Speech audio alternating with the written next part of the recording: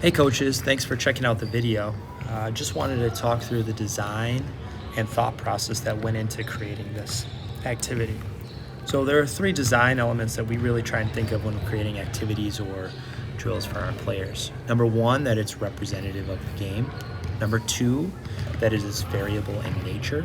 And number three, that we provide appropriate constraints given the outcome or goal of the drill or activity. So on the first part of representative nature of a game, the most representative drill is 5-on-5 with the exact rules of the game because that's how the game is played. However, when working on different skills or working on different aspects of the game, we want to provide different opportunities for our players to learn and explore that are still representative of the game. So while you won't start with a ball on a hip, what we tried to create is a representative drill of drives and takes to the basket, given that it's a part of our offensive philosophy. Also representative in nature is that there's a defender.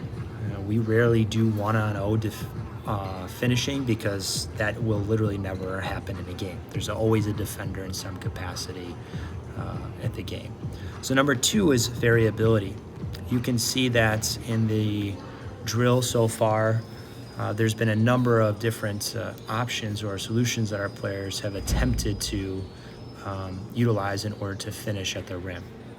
And it's going to look different for different players based on where their starting point is and where who they might be partnered with, et cetera, et cetera.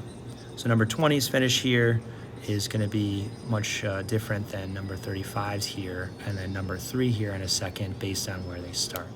So we want to provide variability so our players can sort of explore different solutions. And sort of back to the representative nature, you can see that our players are missing, it's not like 100% finishing rate, which again, if we've created a drill or activity correctly, no player in a game is likely to make 100% of their finishes all the time. So that's also part of the representative nature.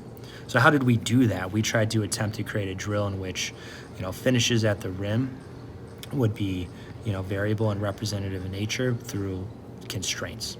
So you just saw the groups of 4 and here's the group of 3, but the same constraints applied. So basically we applied the rules that players needed to start at a different spot with a different partner and the opposite hand in which they drove last time in order to provide those different opportunities to explore movements or finishes, etc. So those different constraints create the variable nature of the drill and the finish and where players can start to work and see their skills emerge. Here's an example of how we then added a constraint in which to continue to work on something different. So after a couple games, we realized we need to work on finishing over players. So we added a second defender on the drive, where the second defender, their constraint is that they must touch outside the lane and then come back and contest. And you can see the different takes and see them organize of where to go next to provide different spots. So those are sort of the principles that we find helpful when creating design activities, and that went into this. Appreciate you taking the time to watch and listen, and hope to see you in the next one.